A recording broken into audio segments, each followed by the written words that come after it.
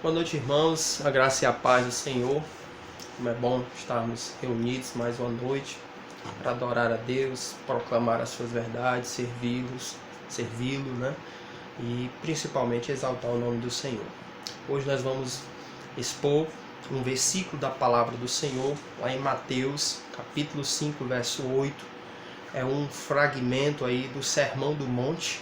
É um sermão pregado pelo Senhor Jesus Cristo, uma pregação do Senhor Jesus Cristo que ocupa ali o capítulo 5, o capítulo 6 e o capítulo 7 de Mateus, onde o Senhor Jesus trata de inúmeros temas, né? Inúmeros assuntos que são verdades assim preciosas sobre o reino de Deus, sobre as características dos cristãos, sobre aquilo que os cristãos devem observar. Então isso é interessantíssimo.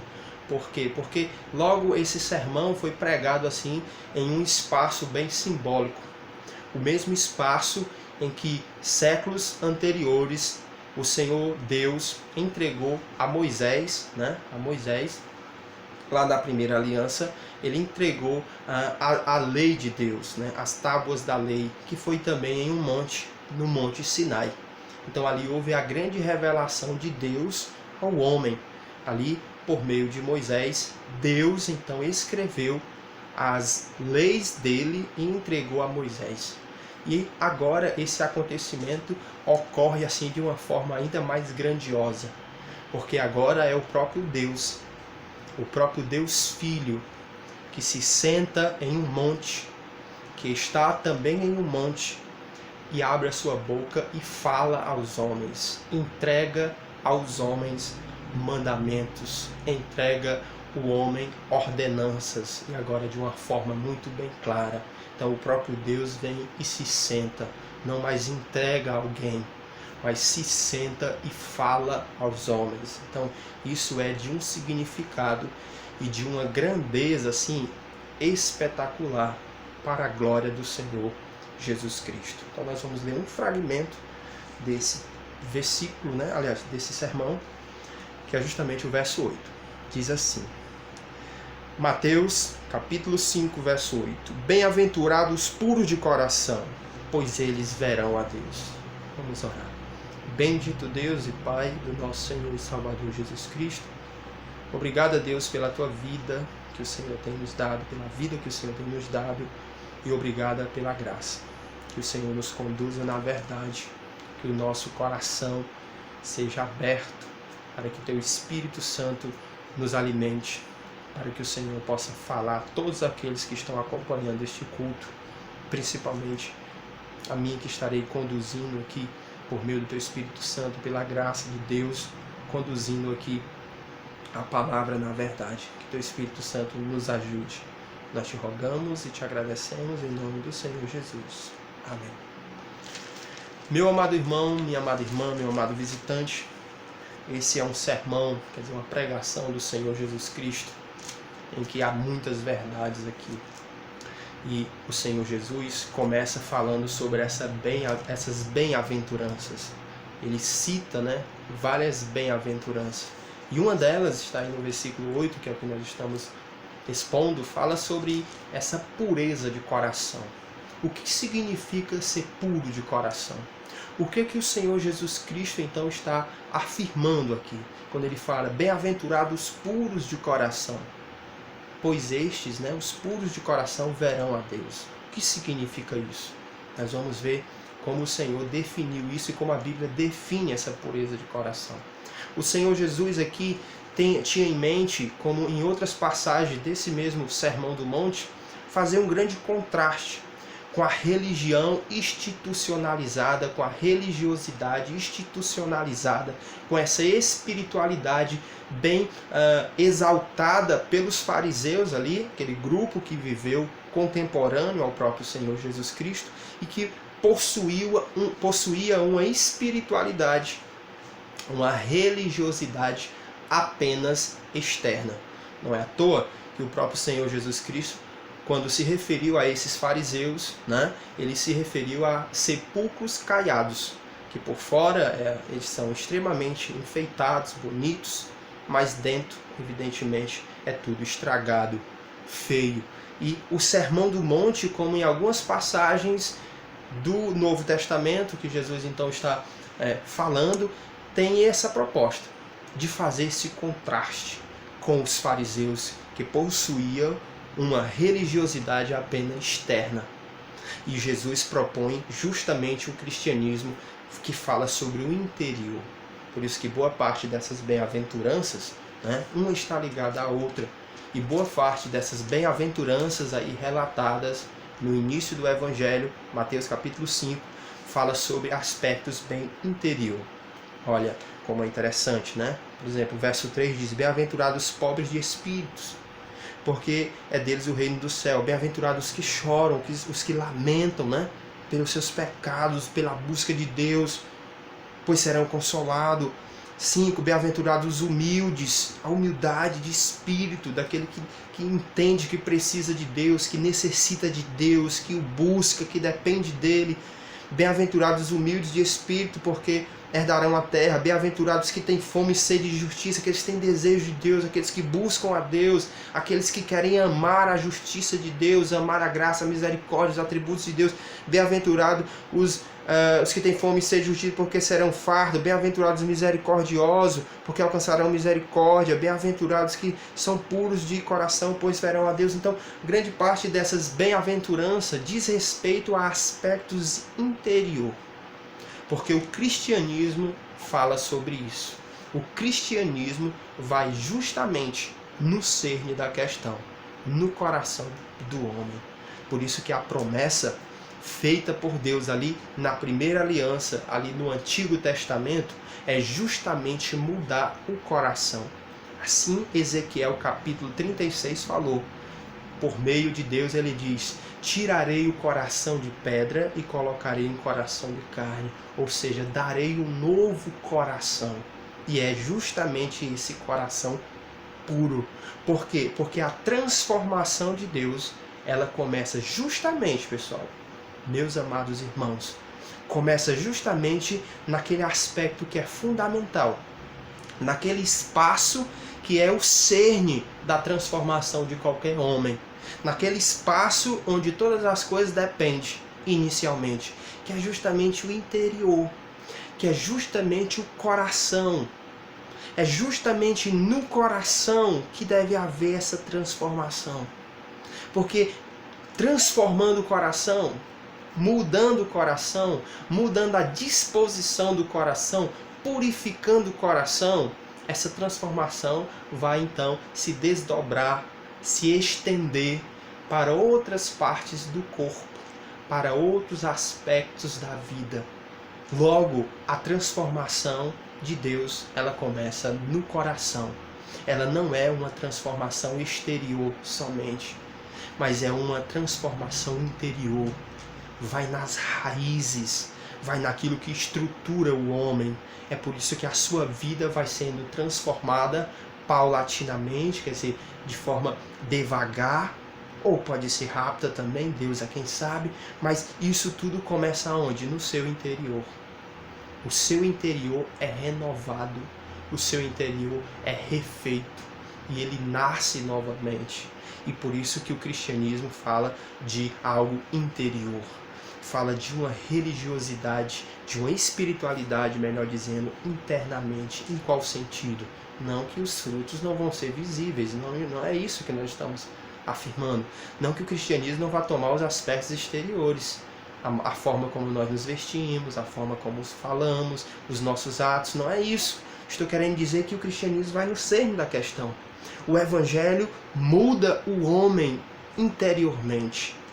O cristianismo muda o coração, a disposição do coração do homem. E essa disposição transformada, essa espiritualidade transformada, ela vai se estendendo a todas as outras áreas.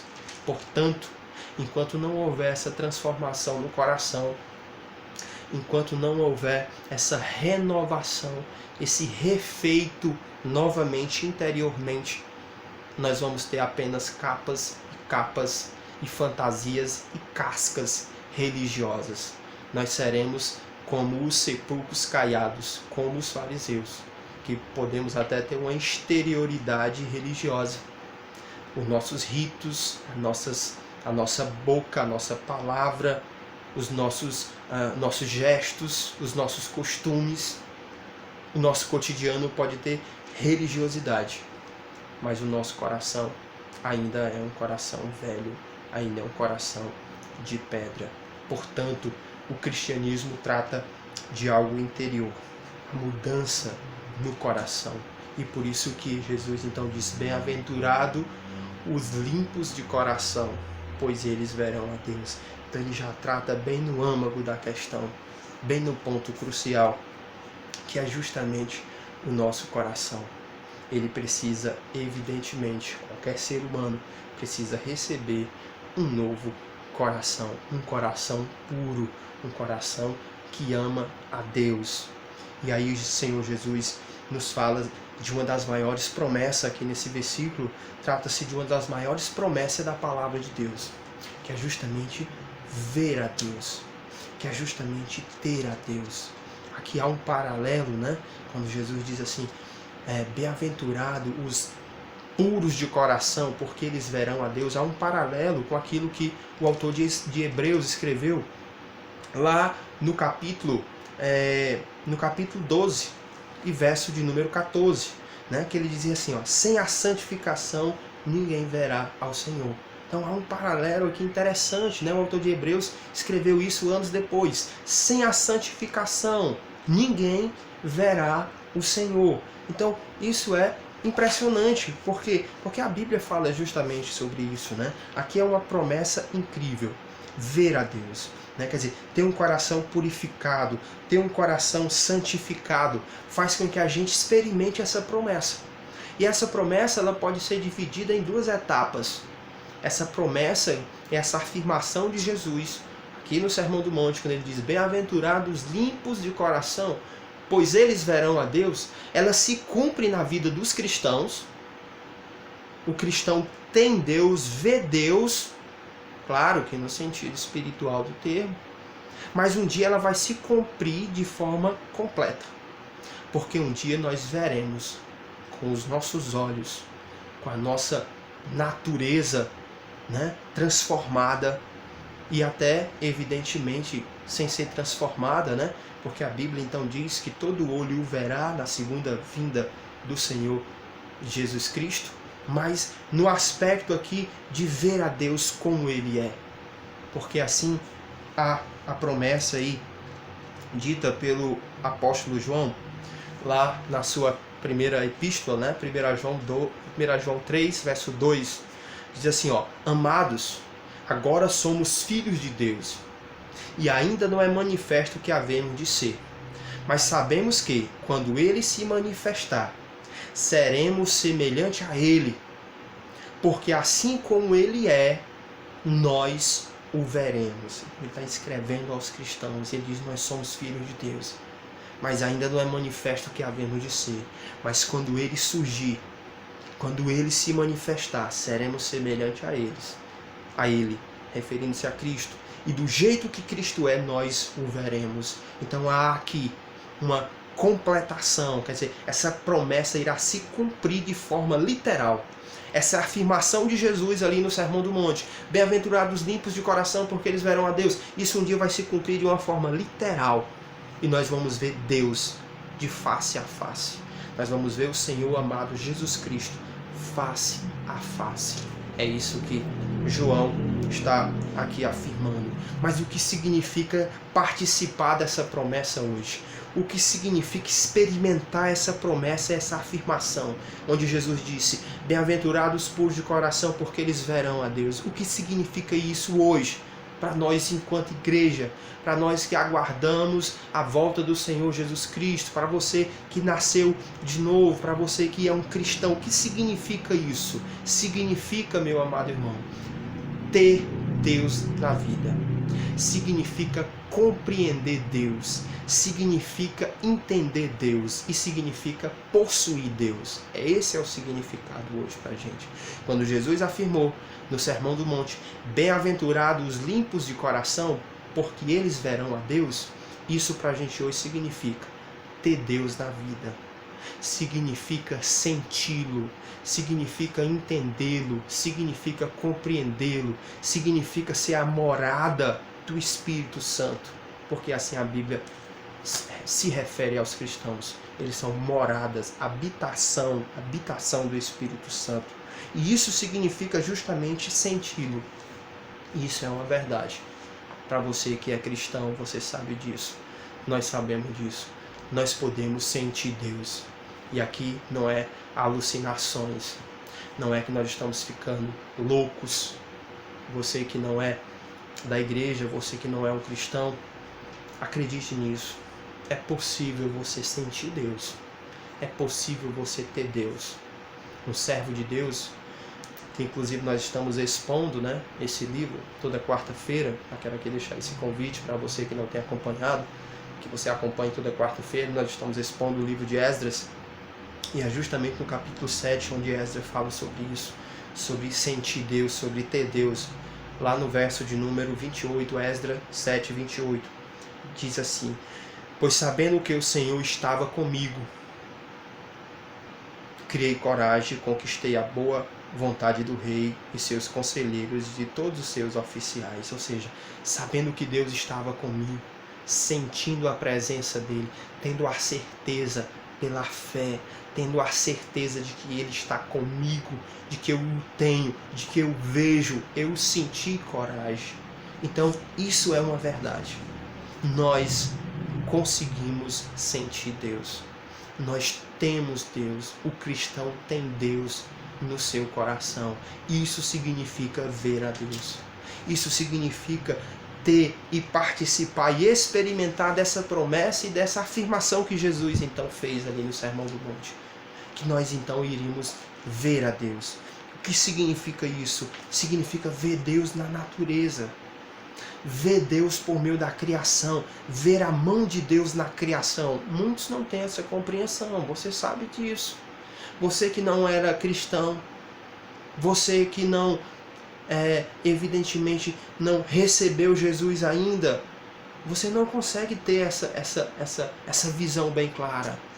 Mas aquele que nasceu de novo, aquele que é um cristão, aquele que tem um coração puro, ele consegue ver a Deus na natureza, a criação de Deus na natureza. Nós conseguimos ver Deus, por exemplo, na história, como ele conduziu a história, como ele sempre organizou a história, como ele é o dono da história. Nós conseguimos ver isso, nós conseguimos ver Deus na história, nós conseguimos ver Deus na provisão.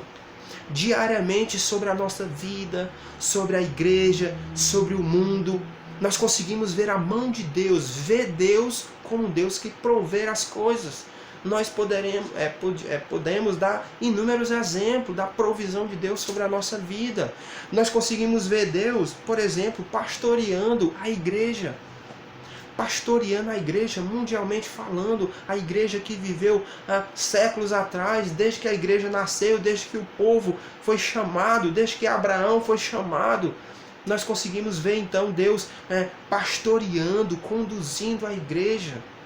Nós conseguimos ver Deus nos livramentos que Ele tem nos dado, que Ele tem dado a tantas pessoas. Nós conseguimos ver Deus no milagre, a mão de Deus trazendo milagres sobre o seu povo. Você conhece muitos e tenho certeza que você já experimentou muitos. Eu já experimentei sim. Então isso é ver Deus, é tê-lo, é senti-lo, é saber que você não está só. É saber que se você é um cristão, Jesus nesse momento está intercedendo por você.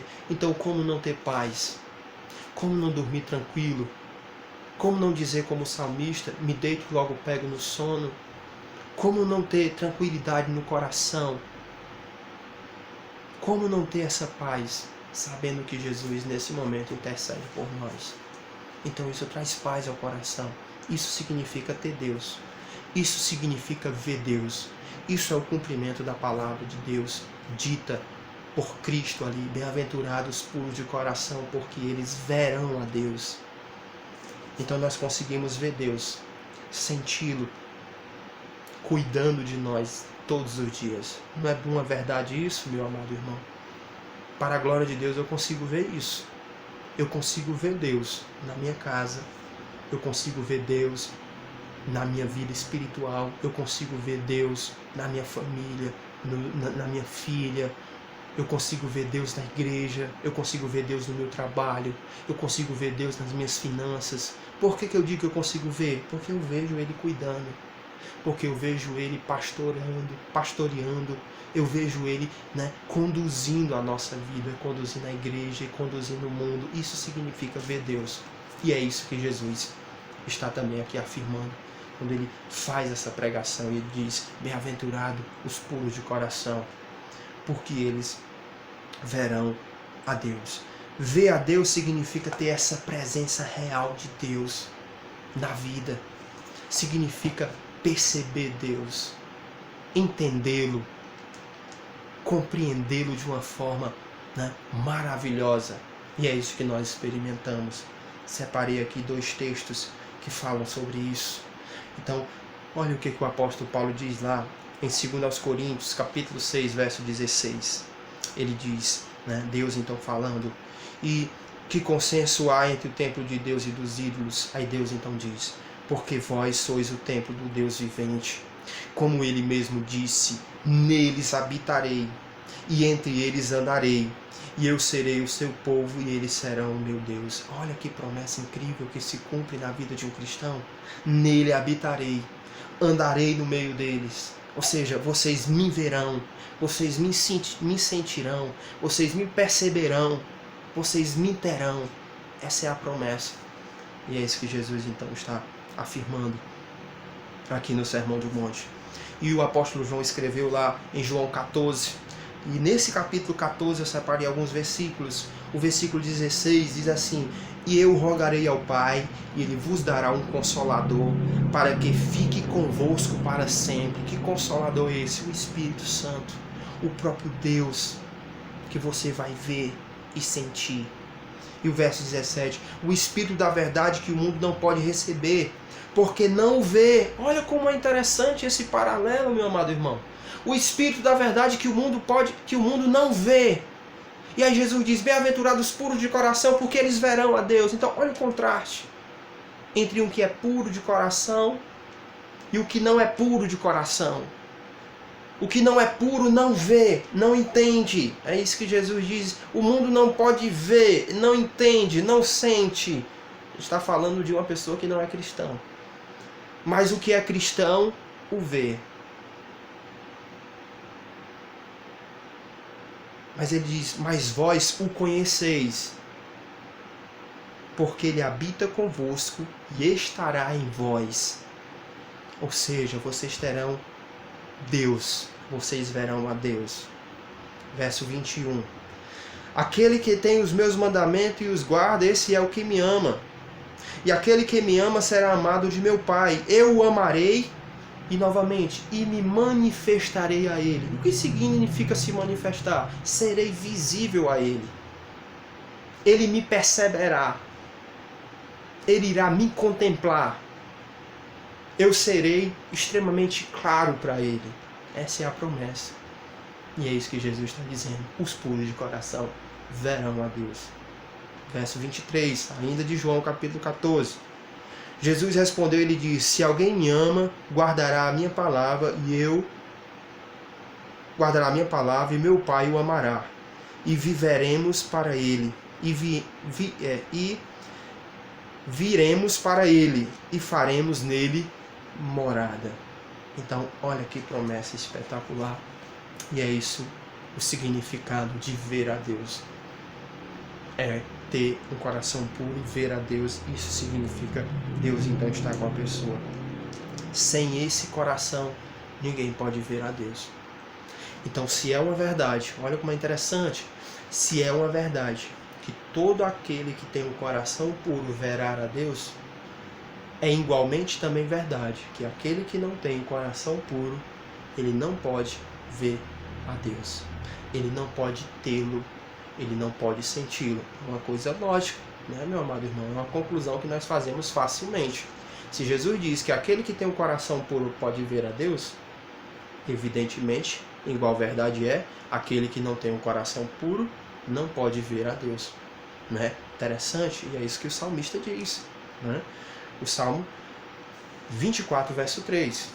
Com certeza você que é cristão conhece. Diz assim: quem subirá ao santo monte do Senhor? E quem estará no seu lugar santo?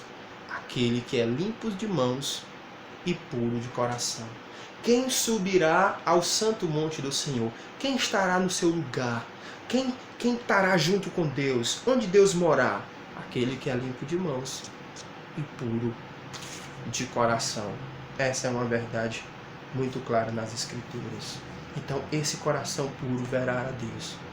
E aí cabe uma pergunta, que talvez você, que não é da igreja, enfim, seja quem for, esteja se perguntando: como faço para ter um coração puro? Como faço para ter um coração purificado? Porque é esse coração que vê a Deus, que sente a Deus. Como faço, Diego? Já que o homem é extremamente pecaminoso, já que nós nascemos no pecado e com o pecado. Como diz o salmista, em pecado me concebeu minha mãe. Então, como faço para ter esse coração puro? O que significa ter esse coração puro agora, principalmente? Significa ter um coração que não erra? Significa ter um coração que não peca? Significa ter um coração sem mácula, sem mancha? Não, meu amado irmão, não significa isso, porque isso é impossível para o homem. É impossível para qualquer homem ter um coração sem pecado. O próprio apóstolo João diz: se dissermos que não temos pecado, somos os mais mentirosos de todos os homens. Então, o que significa ter esse coração puro? Meu amado irmão, significa ter um coração não dividido. Um coração onde Deus ocupa o primeiro lugar. Um coração que não está sendo disputado, mas um coração que já foi rendido, literalmente, à soberania de Deus e à graça e à misericórdia de Deus. E essa palavra rendição é muito interessante, porque alguém rendido é alguém que se entregou, não é isso? Então, quando, por exemplo, um bandido está sendo perseguido pela polícia, ele é capturado. Quando ele se rende, é alguém que levanta a mão e se entrega. No nosso caso, é alguém que abaixa as mãos, dobra os joelhos, coloca a boca no pó e se rende à soberania de Deus. Aceita quem Deus é e quem você é. Esse é um coração puro. É isso que Jesus está nos falando. Um coração puro é um coração rendido. É um coração que está entregue a Deus. É um coração que ama a Deus. Por isso que esse é o primeiro e maior mandamento, dito pelo Senhor Deus lá na antiga aliança, né? Deuteronômio 6, verso 5, e repetido por Jesus: amarás o Senhor teu Deus de todo o teu coração, de toda a tua alma e de todo o teu entendimento. Isso é um coração puro, um coração entregue a Deus. E aqui cabe uma aplicação para todos nós cristãos. O nosso coração, como ele se encontra? Onde ocupa Deus o nosso coração? Até onde Deus ocupa o coração? Qual o lugar que Deus ocupa? Porque, meu amado irmão, Deus então diz, por meio de Cristo: bem-aventurados os puros de coração, porque eles verão a Deus. Nós nunca teremos uma visão grandiosa de Deus, graciosa. Nós nunca iremos nos deleitar perfeitamente em Deus, confiar perfeitamente em Deus, enquanto o nosso coração estiver dividido, enquanto o nosso coração estiver inquieto, procurando as coisas desse mundo, nos preencher com as coisas desse mundo. Um homem de Deus já disse muitos anos atrás: o nosso coração não se aquieta enquanto não repousa em Ti. O nosso coração vive perpetuamente inquieto enquanto não repousa e não descansa em Ti. O homem nasce com essa inquietação em que a medida do ter nunca enche, em que ele está sempre procurando uma coisa e outra para ocupar o seu coração.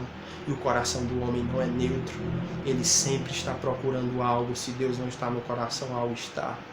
Então o nosso coração dividido será sempre um empecilho para que nós possamos contemplar, experimentar usufruir e sentir a presença de Deus e tê-lo de uma forma assim incrível e sobrenatural. Então, um coração puro é um coração rendido, é um coração arrependido, como o salmista então clamou lá no Salmo 51, verso 10: cria em mim, Senhor, um novo coração, renova em mim um espírito reto. Não foi essa a oração de Davi? A oração ali de arrependimento: cria em mim, ó Deus, um novo coração. Porque Davi sabia que para adorá-lo, para servi-lo, para ser um crente de verdade que ama a palavra, para não ser como um fariseu que só tem uma religiosidade externa, para ser assim é necessário que Deus então criasse um novo coração nele. Que coração é esse? Um coração puro. Que Deus desse a ele um coração puro. E essa é a necessidade de todos, né? Todos os homens, né? Eu ia falar de todo cristão, mas o sentido aqui é de todos os homens precisam de um novo coração. E você e eu que somos cristãos, evidentemente que nós precisamos todos os dias limpar o nosso coração, excluir os ídolos que querem se conectar ao nosso coração, que querem ali se impinjar no coração, que querem se impregnar no coração, que querem dividir esse espaço com Deus todos os dias, né? O nosso coração, como disse um homem de Deus, é uma fábrica de ídolos. O coração do homem é uma fábrica de ídolos. Ou seja, o nosso coração busca a todo momento encontrar paz, querer paz nas coisas materiais, querer encontrar paz e segurança no dinheiro, querer encontrar paz e segurança no sucesso profissional, querer encontrar paz e segurança nos bens materiais. O nosso coração quer sempre se render a essas coisas. O nosso coração quer sempre ser capturado por essas coisas. O nosso coração que é enganoso e perverso, como diz Jeremias. Portanto, nós devemos fazer uma faxina diariamente nesse coração. Portanto, meu amado irmão, minha amada irmã, um coração puro é um coração que teme a Deus, onde o temor do Senhor habita. Então, nós precisamos desse coração. Nós não podemos ter um coração dividido. Mateus 12, 25 diz: todo reino dividido não subsistirá. Todo coração dividido está fadado ao desastre. Todo coração dividido está fadado à ruína. Assim diz, evidentemente, a palavra de Deus. Porque nós não podemos servir a dois senhores. A palavra de Deus nos diz isso. E a pergunta é: o coração puro. Como posso ter esse coração puro? Essa é uma pergunta para a gente poder encerrar. Como posso ter esse coração puro? Já que o coração puro tem Deus, já que o coração puro sente Deus, já que Deus se manifesta a esse coração puro, já que esse coração puro é um coração rendido, já que esse coração puro é um coração que ama a Deus. Como faço para ter esse coração puro? Como faço para encontrar essa pureza de coração, que é o tema da nossa mensagem? A própria Bíblia vai responder para a gente. Vou ler 2 textos e, evidentemente, o texto vai falar por si só. O primeiro texto é 1 João 1,9. Como faço para ter essa pureza de coração? Diz o próprio Deus, né? 1 João 1,9. Se confessarmos os nossos pecados, Ele é fiel e justo para nos perdoar de todos os pecados e nos purificar de toda a injustiça. Fé e arrependimento faz com que Deus purifique o coração, ainda que ele seja vermelho como o carmesim, ele vai se tornar como a mais branca lã. Ou seja, João está dizendo, ele é capaz de nos purificar de toda a injustiça, quer dizer, de toda a mancha, mácula que o pecado nos trouxe. E 1 João também 1,9. Aliás, 1 João 3,3. E qualquer que nele tem esta esperança da salvação em Cristo, purifica-se a si mesmo, como ele também é puro. Então, como você faz para ter esse coração puro? Vá a Cristo em arrependimento, em fé. Que você que não é da igreja, e você que é da igreja, nós que somos da igreja, cristãos, nós temos que estar, evidentemente, todos os dias, purificando o nosso coração, buscando a Deus, eliminando os ídolos que vez por outra, estão ali batendo a porta do nosso coração. Que Deus possa nos abençoar. Em nome de Jesus. Amém.